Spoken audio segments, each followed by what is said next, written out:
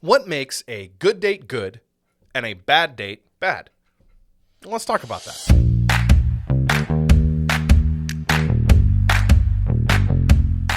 Hey guys, how's it going? My name is BJ, and we're talking about dating.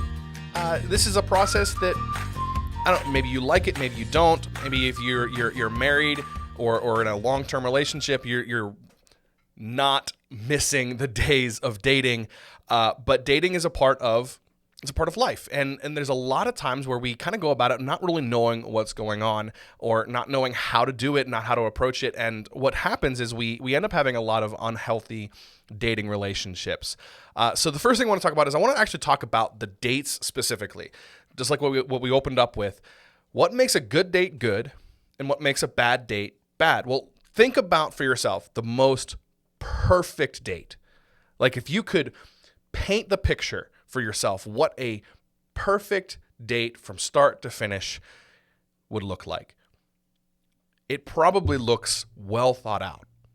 It probably looks like something fun that you are able to engage in, that you're able to have conversation, that you're able to really get to know the other person. Maybe it's mutually planned. There's something about it that intrigues both of you. It's kind of selfless. Both of you are more interested in the other person.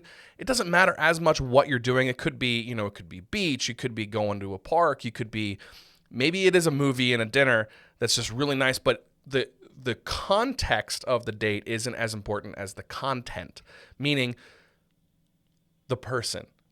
There's engagement. There's eye contact. There's good, healthy conversation.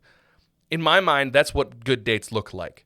Whenever it's good engagement with one another, when it's really about the other person and not about fulfilling selfish needs. And so if we contrast that with bad dates that we've gone on, or if you can just imagine for yourself what like the worst dates could look like, they're probably thrown together, haphazard. They're about they're about me or about them.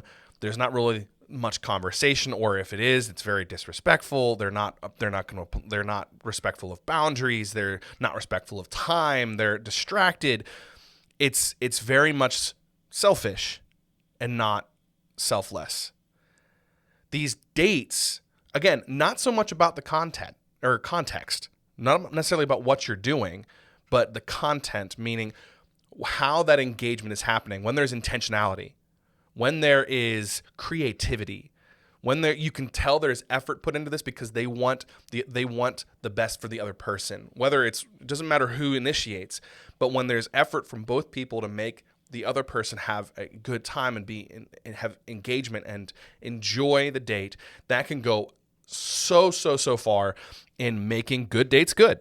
And it can also be a huge contributing factor to making bad dates bad. To give you an example of what maybe, to give you this example of context, when you think of a good date, you probably don't think of going to Walmart. That's probably not your best context of a date. But I'm going to tell you a story. One of the best dates that I ever went on, we went to Walmart. And that seems totally ludicrous. That wasn't the full plan. Like we were going to go on a picnic and do this thing, but I asked her if she wanted to come with me so we could pick out what we wanted to go to the park afterwards. She said yes, and we went to Walmart, and we ended up spending 2 hours in Walmart, not because we couldn't find what we wanted, but because we just spent the time walking around, talking with each other. We were really engaged in conversation, having a good time at Walmart. And then we got our stuff and went to the park and finished the date in the park. And it was just so good. And that date particularly sticks out to me because it was a weird context. It wasn't about where we were. It was about each other. I was interested in her and talking to her, and she was interested in me and wanting to. It was good. One of the best dates I've ever been on. But weird context. So the point being, whenever it comes to dates, be intentional about the other person. Have their interests in mind. Don't distract yourself. Honor their boundaries and engage with them. Be more interested in them than you are in yourself. Now, moving beyond this idea of a date, let's talk about dating. Let's talk about this process of dating somebody. What is the purpose? Why do we go on dates? Why is this even a part of our normal regiment of relationships? Well, the purpose of dating should be to find someone to be with, and not just necessarily for a good night or a good time, but to be with long term, in a long-term committed relationship, in a marriage.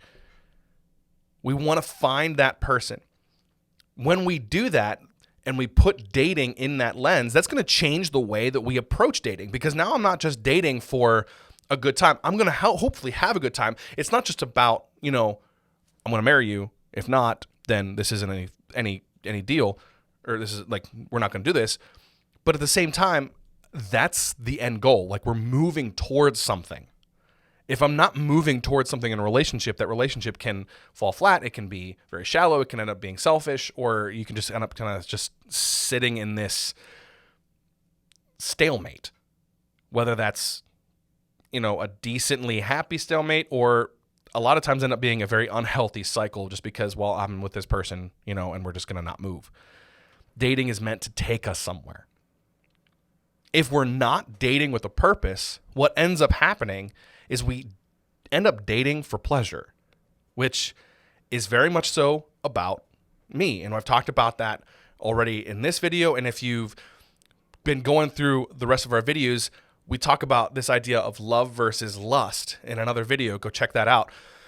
But basically what it boils down to is, if I'm dating for pleasure, if I'm dating for fun, it's all about this lust, this infatuation, this desire, and that changes from time to time. Something can happen.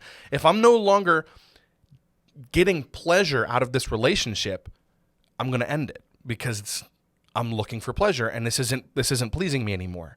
And so I'm going to move on to the next thing that's going to give me that pleasure. And what can end up happening, and this is going to sound harsh, what can end up happening is I go from relationship to relationship because I'm looking for a good time, and maybe I'm having a good time, but then I look behind me and I see a trail of broken people that I've left heartbroken, because maybe they were looking for something different. They were looking for purpose, and I was just looking for pleasure. Now, I say that, and I'll remind you, pleasure is a part of dating. If you're in a relationship and you have absolutely no pleasure, you're not enjoying yourself, you're not enjoying the relationship, you should probably ask some questions and figure out why. But if that's the only reason you're in a relationship, is because you're getting something out of it, because you're feeling pleasure, what's the end goal? Where are you going? If your goal is for pleasure, the pleasure will end someday. The pleasure will change. If the goal is for marriage, for a long-term relationship, for being in love with someone and having that family down the road, then it becomes a whole lot different. And when things get difficult and pleasure changes, I can choose that person because what I want is greater than me.